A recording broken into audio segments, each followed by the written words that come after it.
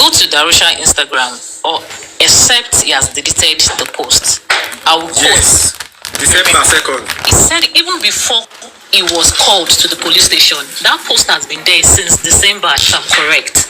He posted that he did that because when his father died, that was what they did. So with his hand, he typed and posted. So now we should not divert it that is alpha. I wouldn't know, we are not there, we are just assuming. But I want to categorically say that he did that by himself. And he coming out to deny it now, you know that it's a game planned. Yes. You understand? Now let's take it this route. If actually is the alpha, I'm very certain that Adura will not agree and accept that he embalmed Mohbad now. Do you know why? Because it's coming from an external body. It's because it's in between Darusha. That's why he can accept that, okay, let me accept that. But if it's an external body, he will flee up and say, no, I will not take this. So it's still within the house, the carcass, why they come to that conclusion. Let's take it to... Sorry, I'm not interjecting you. Do you know that was the main reason why the police said Wumi should come today? Exactly. Because they asked, is she there? Is she present? And they said yes. That was why they invited her today too. Come today, yeah, exactly. So I would say it's Darusha.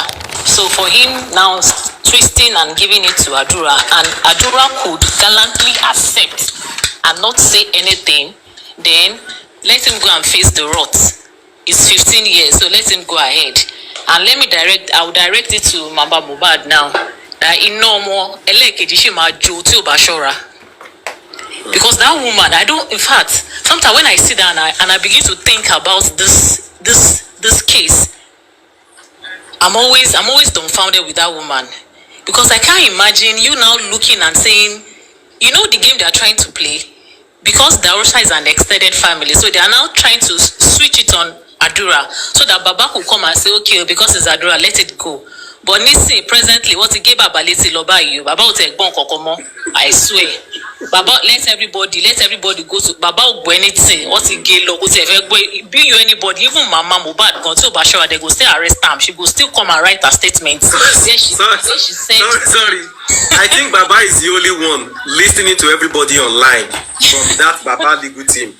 It's like every other person in that team, they are not listening. It's only Baba. I swear. Because I'm sure that's the reason why the man said no. Even if na mama must go down. I swear. I'm telling you, I think the man is the only one listening. Every other person, they don't take any correction on board. To me, that's the way I just feel. I don't know. Maybe now, maybe they are now doing. But before, I don't think so. And I actually like that. I like that aspect from the man. Yeah, that's a good one for me. I'm telling you, it's a game they were trying to play there, and he didn't buy the game. Yes. No. He didn't buy the game. And that has been since inception. That has been the predicament of this justice. Because they were trying to lay up Baba. Yeah. So, Adibin Baba has joined them. No more case. Yes. You understand? Yes. Because Baba is standing alone. That is why every other person in the whole world have to stand behind Baba. So those who are standing behind Wumi, they are doing it just for their own pockets. I'm telling you. And the case of this salt, do you know how it begins? Do you know, even with this case of the salt, we can categorically say that Mohbad died on Monday. Do you know why I said that? What's the essence of the salt? What's the essence of the salt? They say it's for to preserve the body not to smell. And the body cannot smell 20 hours, 22 hours, 23 hours. No. So I think it's after a whole day or so. What is the purpose of the salt? To keep the body fresh till when the father will arise. So who gave them that audacity? Who gave them that instruction? Who was the person that said, okay, come and put salt when the father has arrived? That was exactly the question Baba is asking. That's why we are asking this black widow. I don't know why she cannot speak up, because I'm very sure that she's there. She watched everything, and when they call her, oh yeah, come and talk, she'll come and be doing reverse psychology and be crying. Is Liam? Is this? Is that? I'm still having the mind that Adura will flip. Adura will flip. You know what? Do you know it might not flip? You know why I said that?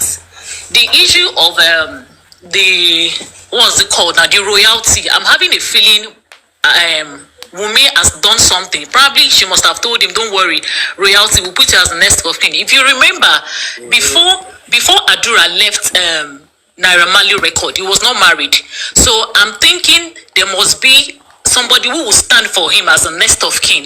And I'm having a feeling it will have been his father. But this case, you remember that when he died, we heard that there was thumbprinting, and we heard that the lawyer went to the house the day he died. So I'm having a feeling that Adura must have, Wumi must have done something, and like, okay, Adura, stay behind me. There's something for you. Probably will use as next of kin. You get it?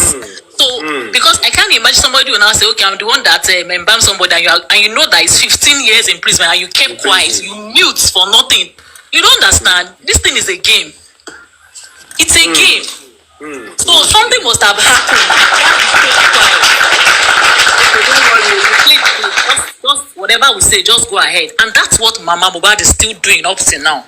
You remember the first inquest when they asked Adura to speak? Yeah. He wasn't saying anything. Went out. Exactly. Yeah, Mama Mohbad went out to talk to Adura. Exactly. That's the point I'm trying to make. That was what she must have done. That woman, I used to say, she has a space in Yaba Tech. She has a space in Yaba left. I psychiatric home, only best space in bed. That woman, boy, it's money. Boy, to get with that, we all know. She get best space for Yaba left. That woman. Oh, God.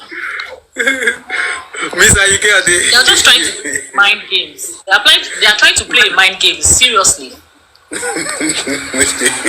Yes, that's true. Now that best space, now made me the laugh. Seriously, you get best space for day, I swear. You know, say Femi Kuti, is it Femi? That younger brother, he don't repair one corner for Wumi now. For jail, he don't help her repair one corner where she go stay. He don't put toilet, he don't help her renovate her. Yeah, that's true. See, let me talk about the nurse again. Let me talk about the nurse. We always say that nurse. Me, I have a feeling for me, for the way me I reason, I feel Mohbad had already died before she got to the house. Do you know exactly? Why? You know why? As at when our philanthropist who said he bailed the nurse said before the second corona inquest, the philanthropist has been coming out to say, don't worry, nurse is our jackpot. He was trying to give us some clip. I wouldn't know if it was a lie or it was just his cooked games. Like when they called the nurse, she was still in Kutono, that the nurse now requested for a video that let me see the patient. So they did a video, they did a short, like 8 seconds video for her. And for me, when I watched that video, I want to believe that that guy was already dead. You know, when somebody, I don't know, let me just say, when somebody is sleeping and you're trying to flip somebody's hand. Sorry, sister, which video is that? How it swings. The Mohbad hand, they were flipping like this. They were yeah, I know, I saw it, It was somebody on white, on the black couch that is shaking the hand. It's clear. So for me, he was already dead. They just did that to show that, okay, this is the person. Sure you get. Okay, now, according that hand is not a recent, excuse me, auntie, sorry. That hand is not a recent hand, though. That hand wasn't a recent hand. If you watch it very well, watch it closely. Mohbad has already gotten that injury before they just use that. That's what I'm saying. Probably they just use that. She's saying the same thing. We are still saying the same thing, just to show the nurse, okay, this is the patient, but he was already dead. So according to the philanthropist, I'm trying to quote him now. According to the philanthropist, he said when the nurse got to the house, that immediately she stepped in, the house said, they were now pouring water on him. That's how he used to faint. But she man faints near. So initially, like, Mohbad fainted. That means, okay, he had fainted, but he was already dead. But they just used that as, okay, she now said, okay, she went back, she went to pharmacy, she went to get this, she went to get that, and she came back. She now said she gave tetanus injection and paracetamol. Now, wait, let her assume this way. You now gave that, he now died. Now, let me go back to what the police said. According to their report, police now said the nurse is the primary suspect, right? Now, according to their report, they now told us that Mohbad bled profusely. That's another question mark. Now, let's now go back to the house.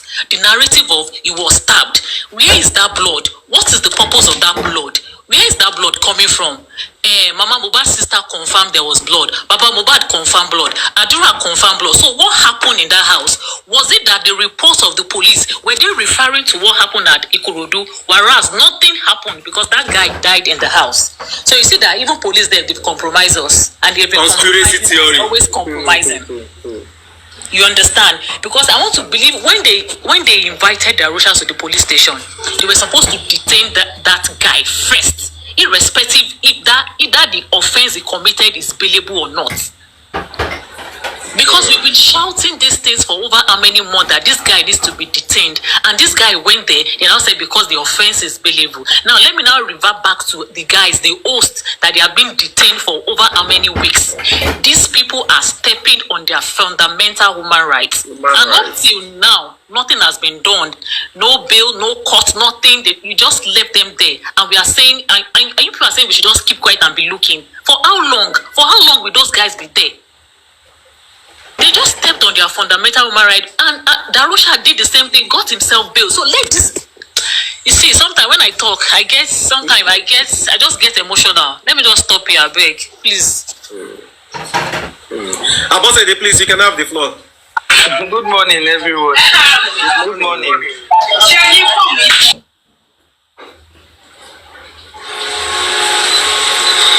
What happened? Your background? Okay. I'm sorry.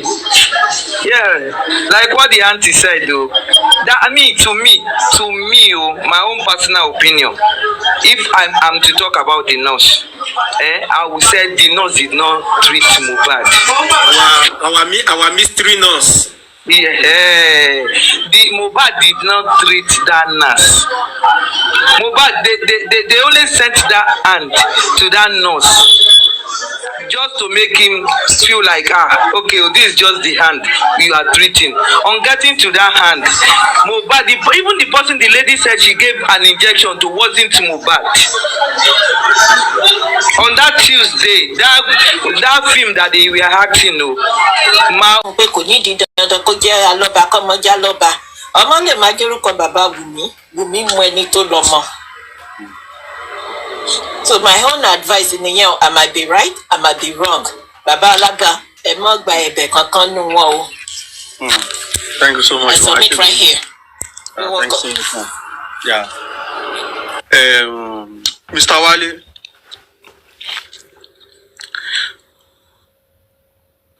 Yeah, Mr. Wale. So yeah. Ben sir, so. Tí ọba náà bá fẹ́ borọ́ ló kù. Kò sí ọba accuse me pé mo ṣe nǹkan. Bring that baby and let us do DNA. Tó bá jẹ́ mi mo ní.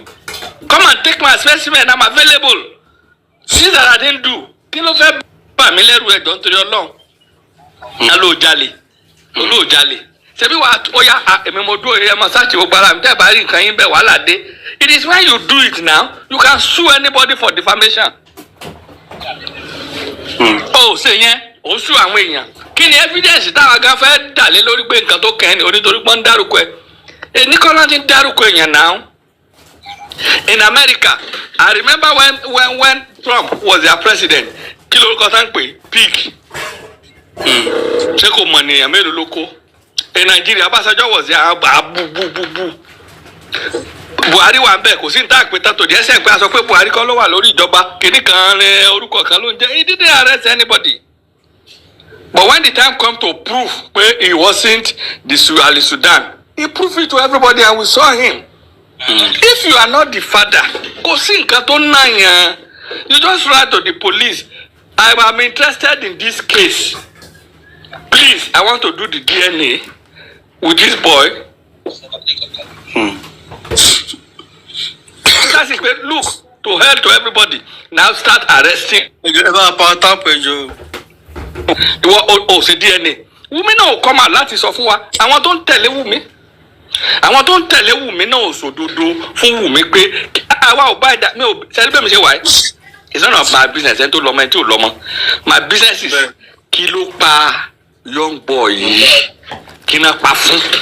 He's a promising boy. Why tẹ́ fi pa kí ló pa?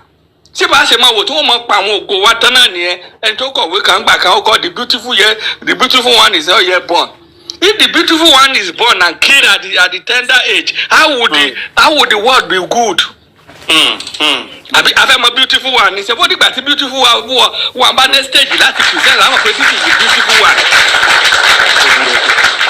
Why did they kill the beautiful one at a tender age? How do we know? Àwọn obìnrin wa for whatever obìnrin àkósobìnrin tó lè fi yẹn lẹ̀ sẹ́ni tó ń dùn mí ni pé àwọn tó lọ sápamọ́ sílùú òyìnbó tán kàn sọ gibrash lẹ́nu tán sọ rubbish. Most of them bẹ́ẹ̀ lómi ṣe délùú òyìnbó ọmọ ọlọ́mọ ló gbé sá lọ. A lot of those ladies tó lọ sílùú òyìnbó cannot vouch pọ́kọ̀ àwọn ló lóyún.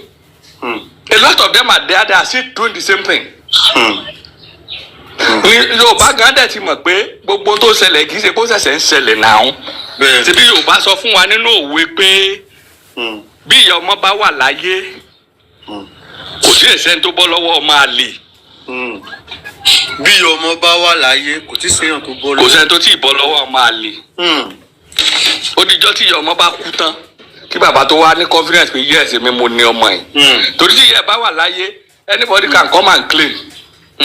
Ó sì lè sọ fẹ́ nìyẹn pé wọ́n kọ́ lọ lọ́mọ. Even the same thing happened to Abiola.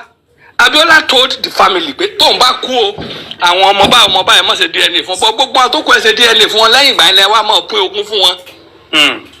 Ẹ jẹ́ ká bira wa náà tọ́mọ àlénú ilé kan bá ń dàgbà tínú ilé yẹn bá sì ń tò ọmọ àlénú ilé yẹn ò dàgbà ni sáwà ní kọ́ máa lè ó kílèmù nǹkan tó jẹ́ ti bàbá tó jẹ́ ti ọmọ inú ilé ni. Possible. Bí Mohbad bá kọ́ ló lọ́mọ ẹjọ́ ẹ̀ ló lówó ṣé Wùmí ṣe bí rápà ló pe rẹ̀ ṣé òun náà lè make ẹ̀ ni. Àgbà rápà. Ṣé kò lè make ẹ̀ ni. You say you are a rapper. Nigeria buy rubbish. International communities and they buy rubbish. Whatever you do as a rubbish, they buy it. So go out and be doing the rubbish, they will buy it. Ẹjọ́ ṣe bẹ́ẹ̀ yẹn ní Ṣàṣù. Bẹ́ẹ̀ni. And we're still buying it. We're still listening to it. And it's making his money. Why must you stand on somebody's money? Torí ìyẹn ni mo fẹ́ fi I want to sink with this money. Ṣé èyí ṣùtàdúrà? Ó ní pé gbóni òun kò sí ó ní pé gbóló máa ń rà. Kò sí ẹ̀gbọ́n nígbà táwa ń dàgbà wọ́n sọ fún wa pé anybody wọ́n ní ìwé kíkọ́ láìsí ọkọ́ àti àdá àbí bàtà mi àrò kó kàlà fi gbóni jáde. Bẹ́ẹ̀ni. Ní level tẹ́yìn wà ní ìsìn a sọ pé education na scam. Àbí ṣé kò sí yàtọ̀ bẹ́ẹ̀? Yàtọ̀ wà sà. Ọ̀dẹ́mi tó bá kàwé ẹ̀ bàtà rẹ̀ àdún kó ní lọ nígbà táwa ń dàgbà nígbà tẹ́yìn dé ìsìn ní education na scam. Àbí? Bẹ́ẹ̀ni. Now kó tí a ní kó kọ́rọ́ dáradára people will still buy it now. Bọ́ọ̀ kan wà ń pè Yọ̀ngùdù kí ló kọ́? Bẹ́ẹ̀ni. Àbí? Ẹjọ́ kí ni Pẹ́lá ń ṣe? Kí ni Pẹ́lá ń ṣe? What is Pẹ́lá doing? Dáradára. And people are buying. Abakadabra ló ń ṣe. And people are buying it and he made his money. If Wumi come out and start doing abracadabra and he will make his money. Yeah. So why holding on to people's money as if your life depends in another person's life? You went to Malian house. Boy, Ọlọ́run fún ní vision tó pọ̀. And he was using that vision to release the word, just like Bob Marley saying release it. Those are where you can deceive some people sometime. You can't deceive all the people at all time. This boy was telling us, being concerned Lord now. Ó jẹ́ ká mọ̀ pé nǹkan ló ń lóyún. Ó ní Marita be like Jésù. Àwọn jọ máa bí Jésù. These things show to the world. Mohbad knew. Even when Mohbad wanted to travel, they were they were giving us everything. The societies are dumb. They came with America over lost Canadian and Canadian fiancé Anika lost DNA and Nafipa, but to Yanni spending Lopa, but to Yanni I was a team where Lopa. Who killed this boy is the question. Uncle Santa February low when what do Latin and do your way now. Come and tell us, how did this boy die? But I go on the show, Adele ani ìjà kékeré kan. Ebi ta ti ń jà bóyá ó gbé nǹkan fẹ́ olóòwò bóyá ó ti tó bá sọ fún wa pé àyìnbá tẹ délé ẹ̀ ń jà ó ti high bó ṣe gbé nǹkan tó fẹ́ làmọ́ ẹ̀ báyìí tó ní kó dọ́gẹ̀ tí wọn náà ju tiẹ̀ fún ó bá mi sékìnlẹ̀. That's what people will accept pé domestic violence ló pa.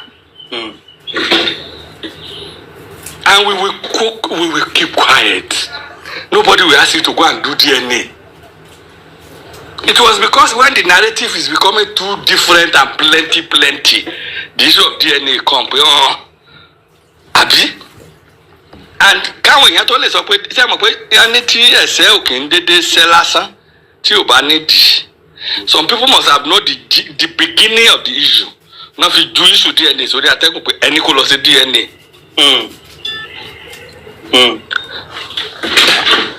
I want to tell you, mi ò mọ àwọn tó ti dàgbà tó wà nù platform nígbà tí tán jà civil war lọ́wọ́. Gowon was busy doing secret wedding somewhere. Now ó fẹ́ Victoria ń gbà yẹn. Awólọ́wọ̀ wa sọ fún wọn wá tribune wa gbé àwọn lọ gbé Awólọ́wọ̀ wa ní ibi tí atẹ́gùn ò bá ti wọ̀. Ní àṣírí kankan ò ní tú.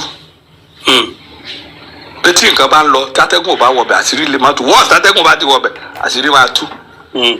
So whatever you are doing in the evening, kò sí bó ṣe ní tú náà. Ọlọ́run ò ṣe tàn jẹ bàbá ẹlòmíì tó jẹ́ pé ó kàn déédéé máa kú sínú ilé àwọn èèyàn dẹ̀ mọ̀ bó ṣe nǹkan tó pa. You can't deceive God, you cannot deceive human being. Oh, let deceive gbogbo wa. Come out and tell us. Bí o bá ṣe ń bínú yìí tó bá sọ sórí pé by mistake ní nǹkan kan, honestly everybody will forgive her. Yeah. You only brag, I will tell the police, please have a second thought to run one away. Why are you giving us now no wrong narrative? Why are you stressing the whole world? Why are you making the international community to believe that Nigerians are wicked? Ara nǹkan tó ń paint Nigeria bad lélẹ́yìí now. And I see some animal, some idiot, that's sọ pé nǹkan tó ṣe right. I was at the forum, one forum, go MFM. They were asking me questions and I asked them, please, did you any one of you tell you, ask Wumi pe kilo, so one be kilo pa? They were giving me the narration of the nurse. Ṣe bí ó sọ ní nurse gun lábẹ́ ló fi kú mo á bẹ̀ question kan lọ́wọ́ mo ní nurse gun lábẹ́ ló fi kú kí ló dé tí ò tẹnu mọ́ yẹn. Kí ló dé tó tún dé kóòtù tó ní prime boy ló pa. Why are you bringing different narrative into a simple issue? Is DNA death sentence? My brother, DNA tí ó tó ṣẹ́jú mẹ́ẹ̀ẹ́dógún ni no at the death sentence. Even if you don't know the father of the child, àmọ́ yìí tó pọ̀ rẹpẹtẹ. Ṣé àwọn pé nínú kéèsì tá à ń ṣe lọ́wọ́ yìí? Ṣé ń gbọ́? Ó ní mo ti wá realize pé oyún téèyàn bá ṣẹ́ tí ò rí ṣẹ́ náà ń pè ní bólúwa ti fẹ́. Unwanted child téèyàn ṣáàrí pé òun ò fẹ́ ó ṣàdínàtọ̀ ó ti di bólúwa ti fẹ́. This is the child, that is the name of that child. Àti ò bá múra, I bet you ọmọ yẹn ló máa pa òun gangan fún rẹ̀. Ọmọ tó gbé dání ló máa pa kì í ṣe pèlè mi ń ṣe fún because mo bímọ but gbogbo wa la mọ̀ pé ìsáǹsà mọ́ òkú rẹ̀ ò ní gbàlùbọ́sà kò ẹ̀fọ́ o. Bíbélì náà dẹ̀ support pé kò sí nǹkan téèyàn ṣe ní kọ̀kọ̀ tí ò ní tú síta ó lè pẹ́ o we might not be there but nígbà yẹn o ò ní rá láàánú. Kí ni tó fà kí ni ìṣòro wa ń bẹ kí ni ìṣòro tiẹ̀ kí ló dé tí bàbá rẹ̀ ò jáde pé ẹ dákun èmi ni bàbá ọmọdé yìí ẹ jẹ́ ká fojú sùnùkùn wò ó kí ni ìyá ò jáde pé ẹ̀yin ayé ẹ dákun ẹ ṣàánú mi lórí ọmọdé ẹ jẹ́ ká fojú sùnùkùn wò ó kí ló dé táwọn adviser ò sọ fún pé Wumi don't come to the internet keep quiet until we get this thing resolved. Ẹjọ́ ṣé tí bàbá rẹ̀ gangan bá kú bàbá tó bí nínú tó kú tó sì wà mọ́ṣúárì ṣé yóò ṣe bẹ́ẹ̀ dé? Ṣé o yóò ṣe bẹ́ẹ̀ dé? Kò possible. Àbí?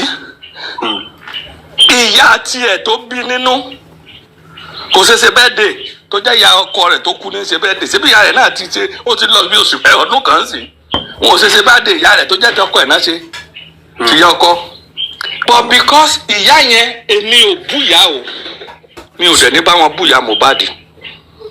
The woman is coming from a poverty level. Kò sí nǹkan kan ṣe gbọ́ Yorùbá mi. a sì ti nù lóògùn jẹ honestly a ti fún lóògùn wọn tún wá ní kó ṣe búra fáwọn. On that situation ìyá yẹn kan sọ̀rọ̀ ní ẹ rí i pé tẹ́ bá wojú ìyá yẹn bí ẹni pé ó ti ṣe èrè rí àbí nǹkan kan ti ṣe you look at her face ẹ wò ó dàgbà ó ní àwọn hidden symptoms kan torí kóbìnrin ó máa bọ́ta kó ní mo ró sọ mo lọ gbóúnjẹ fẹ́ nìkan ṣé àwọn pé tí Mohbad nìkan kọ́ ló ń sọ ó ti tún ba ayé àwọn ọmọ ẹ̀ tó wà láyé jẹ́ because how do people look at those children too? Àwọn ọmọ ẹ̀ tó kù tó wà láyé blessing ni àdúrà ni àti méjì tó bẹ́ fẹ́ lómi àwọn náà dàgbà àwọn èèyàn mọ̀ fojú ọgbẹ́ ṣé yàrá dáadáa náà ló bí àwọn ẹni àbí she has forgotten ni. Ó ti gbàgbé ní sọ. People garnish what they say. Àwọn èèyàn kan máa tì láti bà ayé ẹ̀jẹ̀ ni. Ẹ jẹ́ ká sọ fún o tó bá rò pé òun ṣáìdì Wùmí láti jẹ́ kí Wùmí kó ogun kìíní àbí àdúrà ṣáìdì Wùmí. Honestly mo lè bẹ́ anybody bẹ́ẹ̀ tiẹ̀ that woman will be killed in a haste. Torí tó bá padà ẹ tí àlọ́ bá lọ tán àbọ̀ wá padà. Àdúrà níbi kankan tó ń lọ. Àdúrà ti gbàgbé pé bọ́ọ̀ yìí ló mú un sọ́dọ̀ ńgbà tó ń jalè tán lé kiri. Àdúrà ti gbàgbé irú àwọn tọ́lá ní rádaràda tí ò ní mísà tí ò ní ìran tí ò lọ́mú tí ò nílé ayé will be directing them what to do. Ìyábọ̀ Òjó ní ìsìngbà tó rí pé tóun bá jáde àṣírí ọ̀pọ̀lọpọ̀ àṣírí nǹkan òun tóun ṣe máa tú ó kú ó bọ́ underground.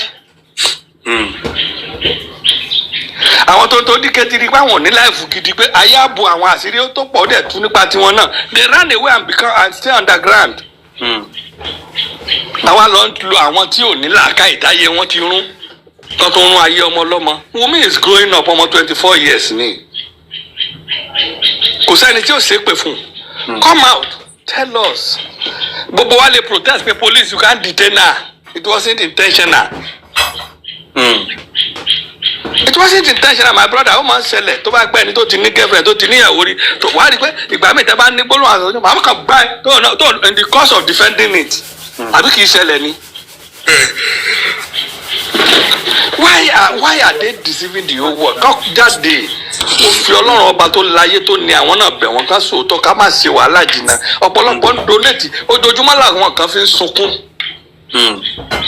Ọlọ́run ní ohun ènìyàn lóhun Ọlọ́run. Tí èpè bá pọ̀ náà bó ló ń lọ tí èpè bá pọ̀ náà bó ni làámù náà ń lọ.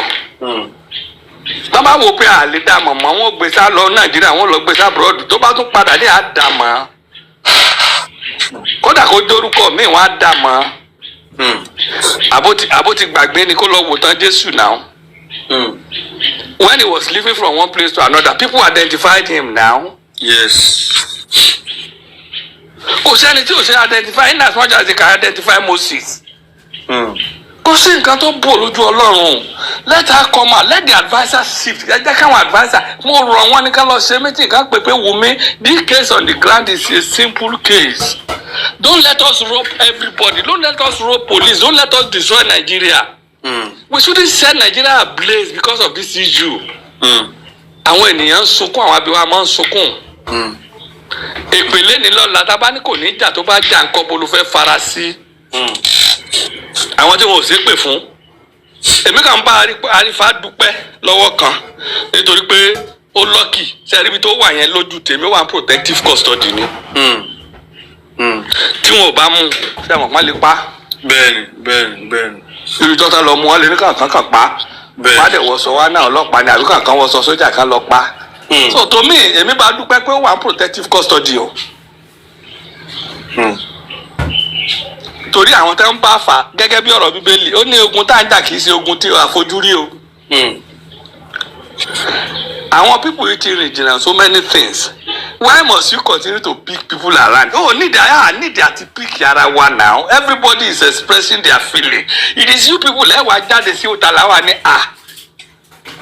bó ṣe rí kọ́ lélẹ́yìí o gbogbo ẹnu tó bá ti bórìṣà tó ti fi bórìṣà á fi lọlẹ̀ ní pé ẹ mọ́ bínú kábíyèsí látijọ́ yẹn kábíyèsí dé yẹn pàtàkì Nàìjíríà. àbí bẹ́ẹ̀ kọ́ ni. bàbá wa tiẹ̀ ni wọ́n àdè bá wọn jà. a lè bàjá náà lẹ́yìn ká máa bú orí adé ni. bẹ́ẹ̀ni. ṣùgbọ́n kórí adé ó líìdì wa lọ́nà tó dáa làwa náà fẹ́. bẹ́ẹ̀ni. ṣé bọ́mọdé yìí náà tó bá jẹ́ tiwọn ni òun náà ṣàkùkù jọba tí nǹkan bá wá dàrú sáwà ní bí bàbá rẹ̀ ṣe dàrú nínú. ìtòlẹ̀ kí ń kú. bẹ́ẹ̀ ni mò ń sọ bàbá mi ṣé o Nàìjíríà la wa Yorùbá ni wá ẹ má jẹ́ káwọn kíran míì wọn wò wá pé àwọn Yorùbá ń dà lóru. simple thing káwọn èèyàn ẹ pé jókòó pé come Wumi tell us the real thing tó ṣẹlẹ̀ lókè báwo ló ṣe ṣẹlẹ̀. ẹ̀dẹ̀ gbọ́dọ̀ ṣé bó ṣe ṣẹlẹ̀ nìyẹn kò sí wàhálà àlè lọ bẹ bàbá lọ́ba àdẹ̀ ní bẹ́ẹ̀ a máa bàjá tó di ẹ̀ǹdì ni bọ́ ẹ wá lọ bá lọ́ọ̀yà àwọn alọ́ba. Go and meet the lawyers. This is what happens, sir. We want to settle this case out of court. Báwo lẹ ṣe fẹ́ bá wa ṣe? The lawyer will advise you. And this will go off unnoticed. Mo jáde gan tó bá níbi tẹ́ ti ń jà ó fẹ́ gba ẹni kan mo kàn tí ni mi mọ̀ pé ó máa ṣubú ó ṣe ṣubú náà ló ti kú. Simple as ABC. Àbí bẹ́ẹ̀ kọ́ ni ọ̀yin kìíní mistake ni. bẹ́ẹ̀ni sà. Àbí tó bá jọ ló kú sínú ladies sáà ní di mohbad di mẹ́wọ̀n ni pé kí ló dé tó pàyàwó ẹ̀. báyìí ẹ̀ sì máa lọ sẹ́wọ̀n gbé àbí wọ́n ti dájọ́ kú fún. Àbí so why are we taking things in àwọn èèyàn kan gbé gba different dimension wo ni ó ti sọ pé kinní kan prime boy wo lógun lọ́bẹ̀ ṣé prime boy mọ́bẹ̀ ok ibi tí ọ̀rọ̀ wọn ti bàjẹ́ ni ìwọ tó mọ̀ pé prime boy ló gún ọkọ ẹ̀ lọ́bẹ̀ prime boy sì pé pòun fẹ́ wá gbé báàgì oníkómọ̀ ti wá ilé hot lọ́wọ́ ó ṣe sọ pé kó máa bọ̀ nílé kó délé tá kó bẹ̀rẹ̀ sí yá jẹ́ pé ó pa ọkọ mi. Àbí wọ́n kó tó ń tẹ̀sì sí yàn pé kó má ti wá ilé hot lọ́wọ́. Ṣé wọ́n ti mọ̀ pé nǹkan kan ṣẹlẹ̀? Èmi mọ̀ pé Wumi ti ṣe mistake lókè fún Mohbad and in the process of doing that mistake bóyá àdúrà kan gòkè ó bá wọn ní situation yẹn ó bá Wumi bẹ́ẹ̀ kò sọ́nà tó lè gbà mọ́ Wumi kan bẹ̀rẹ̀ sí bẹ̀bẹ̀ ni. Ṣé ẹ understand bí Wumi ṣe bẹ̀rẹ̀ sí bó ṣe ń bẹ my imagination nìyẹn. Tó ń bẹ pé má wọrí gbogbo tẹ bá fẹ́ gbogbo nǹkan ẹ̀gbọ́n yẹn máa kó tó bá wù yín máa dúró tì yín kó wá ní òkè kí ẹni pé bọ̀dá dàrúsà wá kí dàrúsà náà gòkè kan ní ọmọ bá la fẹ́ ṣe kínní ẹ máa cover me up náà ni ẹ máa cover me up ni káwọn náà kiri kan ẹ jẹ́ ká búra ká lè jọ búra káwọn àmọ́ bá ṣe máa incorporate màmá wọn ìyẹn ló fà á bóò ní ìyá abiyamọ yóò ṣe wà nílé tó ń sọ pé òun gbàdúrà lọ́wọ́ spirit èèyàn kọjá lẹ́gbẹ̀ẹ́ gbalamọ́ Nàìjíríà tí spirit èèyàn bá kọjá ọmọ bá kọjá ẹgbẹ́ òbí ó ti kú o. Nílẹ̀ Yorùbá tí a bá rí spirit ọmọ ẹ̀ ó wà nínú ìṣòro ni àbí kó ti kú. Ó wá lò ó pé ṣé kò sí nǹkan kan tó sọkọ ẹ ṣe é sùn lẹ́gbẹ̀ẹ́ ara yín. Ẹ dákun só jọra wọn ni. Bẹ́ẹ̀ dẹ̀ sì lẹ gbọ́ tó lóun gbọ́ pé àníríkú ọmọ o àníríkú ọkọ. Kí ló pè kí ló kan kú ọkọ nú ilé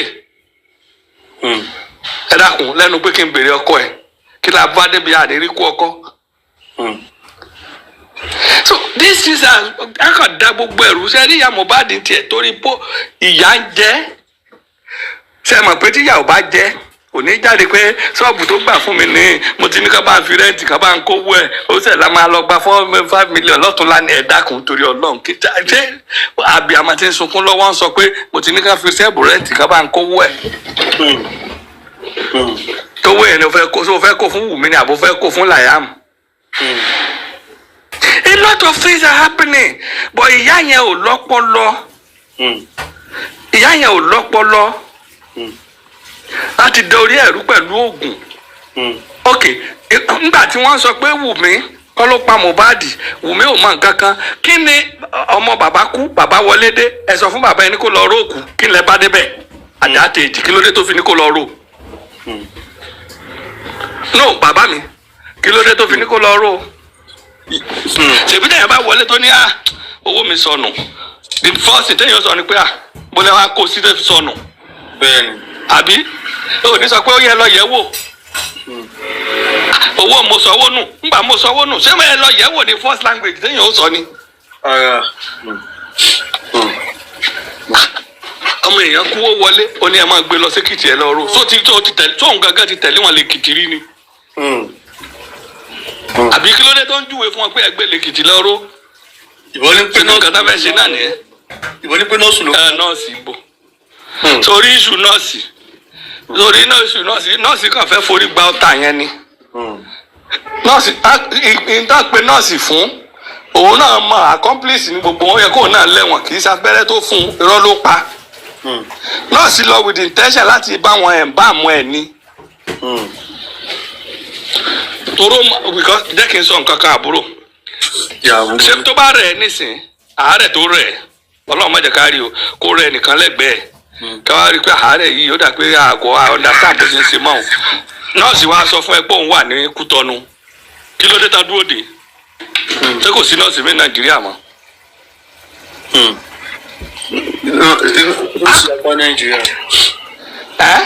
bẹ́ẹ̀ ni sà ìyá mi ló ń fẹ́ Nàìjíríà. How can you wait? The nurse tí ì ṣe nọ́ọ̀sì tiẹ̀ nọ́ọ̀sì wo ló wá máa ń treat ẹ̀ létẹ́lẹ̀ ẹ̀ ṣe pé yẹn torí òní kì í lọ sí hospital ẹ̀ máa ń pe nọ́ọ̀sì wa lẹ́ẹ̀ ṣe pé tó máa ń wá treat ẹ̀ létẹ́lẹ̀. ó ṣe pé àǹtí ẹ̀ tó máa ń sẹ́ndì ògùn sí ẹ látàbúrọ̀dù. àríwọ́n. Why waiting for the nurse that is not in Nigeria ní Kútọ́nù tó lọ́la ló máa dé tẹ̀ ní tó bá ti dé kó máa bọ̀ tẹ̀ tó wá ń pè tó ti dé. They want to have an agreement and arrangement with the nurse ni. And up to today láyìn èmi àti few people mi lérò pé anybody tó mọ ojú nọ́ọ̀sì yẹn wà. Why do they hide the nurse?